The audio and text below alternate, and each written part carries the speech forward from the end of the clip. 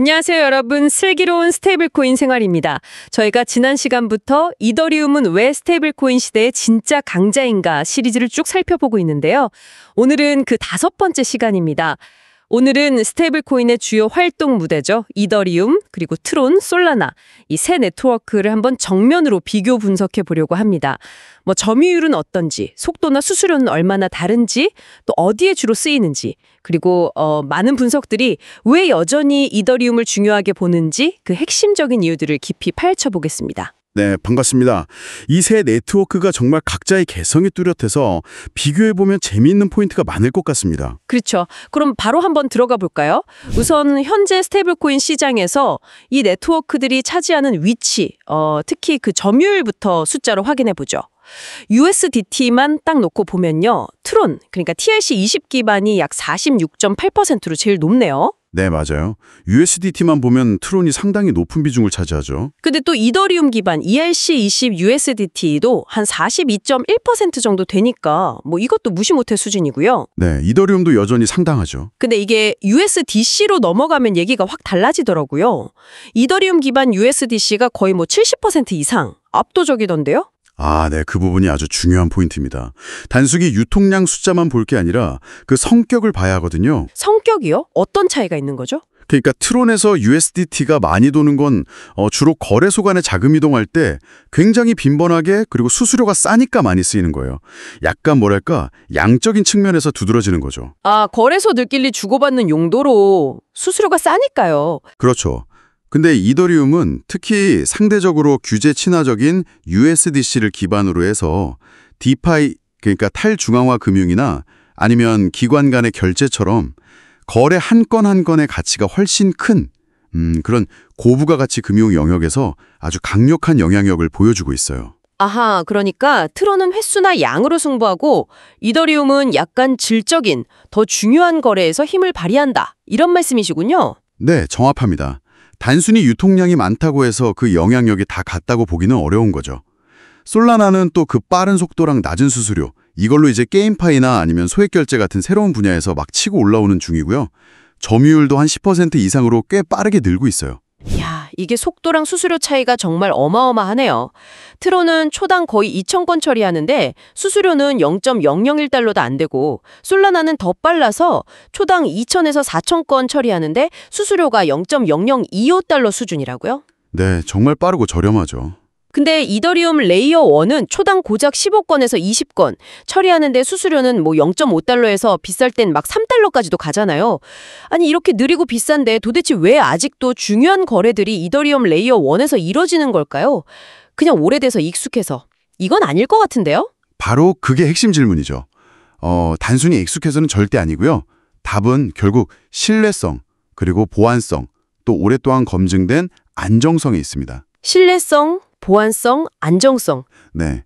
특히 수억 달러, 아니 수십억 달러 규모의 자금이 왔다 갔다 하는 그런 디파이 영역이나 아니면 기관들끼리 하는 대규모 결제에서는요. 몇 초 더 빠른 속도나 몇 센트 더 싼 수수료, 이거보다 훨씬 중요한 게 있어요. 그게 뭘까요? 조작 불가능하게 안전하게 기록되고 정산될 거라는 그 믿음입니다. 이더리움은 정말 오랜 기간 동안 운영되면서 수많은 공격 시도 속에서도 이 신뢰를 쌓아왔거든요. 탈중앙성 측면에서도 상대적으로 더 높은 평가를 받고요. 아, 그러니까 돈이 많이 오가는 중요한 거래일수록 속도나 비용보다는 안전과 신뢰가 우선이다. 이런 거군요. 그렇습니다.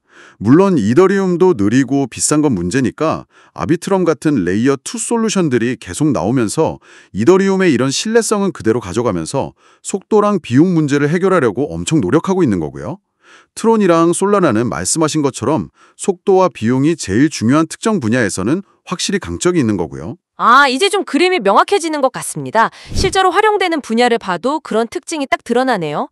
이더리움은 역시 디파이, 전체 디파이 예치 자산, 그러니까 TVL의 65% 이상을 차지하고 있고 기관 결제에서도 선호도가 높다고 하고요. 네, 디파이 생태계는 정말 이더리움이 압도적이죠. 트론은 역시나 저렴한 수수료 기반으로 거래소 간 송금, 이런 데 특화되어 있고 솔라나는 급빠른 반응 속도가 생명이니까 게임 NFT, 아니면 소액결제 이런 분야에서 강점을 보이고 있고요. 맞습니다. 각자 이제 우리가 제일 잘하는 거 하자. 약간 이런 느낌으로 포지셔닝이 되어가는 거죠.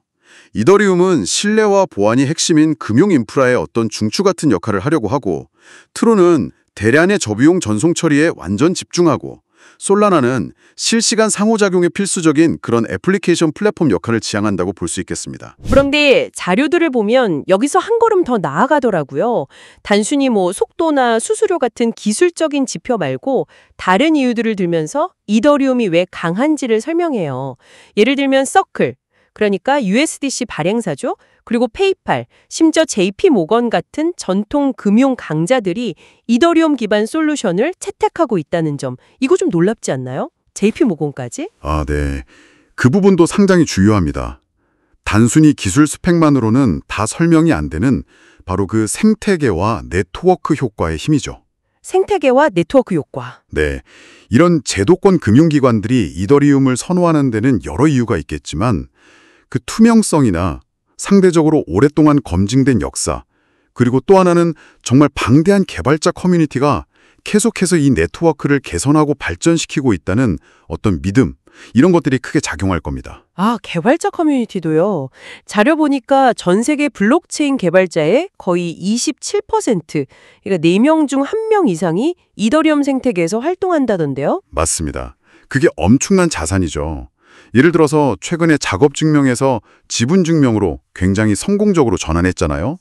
이게 에너지 효율도 높이고 보안성도 강화한 건데, 이런 대규모 업그레이드를 성공시킨 능력, 또 MEV라고 해서 블록 생성 과정에서 발생하는 어떤 불합리한 이익 문제 같은 것들을 해결하려고 계속 노력하는 모습들, 이런 것들이 기관들에게는 신뢰를 더 주는 요인이 되는 거죠. 그렇군요. 끊임없이 발전하고 있다는 증거니까요. 그렇죠. 박유리 트론 같은 경우는 가끔씩 제기되는 그 중앙화 논란이 좀 있고요. 솔라나는 과거에 몇 번 네트워크가 멈췄던 이력이 있잖아요.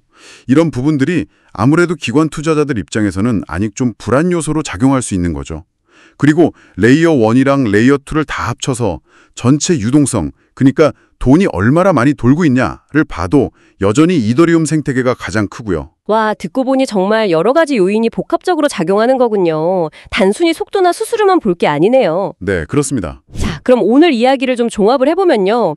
트론은 대량 USDT 송금, 솔라나는 초고속 저비용 앱이라는 아주 확실한 자기만의 영역을 구축했지만 스테이블 코인을 기반으로 하는 어떤 더 큰 그림, 미래 금융 시스템 전반을 놓고 봤을 때는 규제 환경과의 조화라든지 오랫동안 검증된 보안성, 그리고 풍부한 유동성과 막강한 개발자 생태계까지 갖춘 이더리움이 여전히 핵심적인 축을 담당하고 있다. 이렇게 정리할 수 있겠네요. 네, 아주 정확한 요약입니다.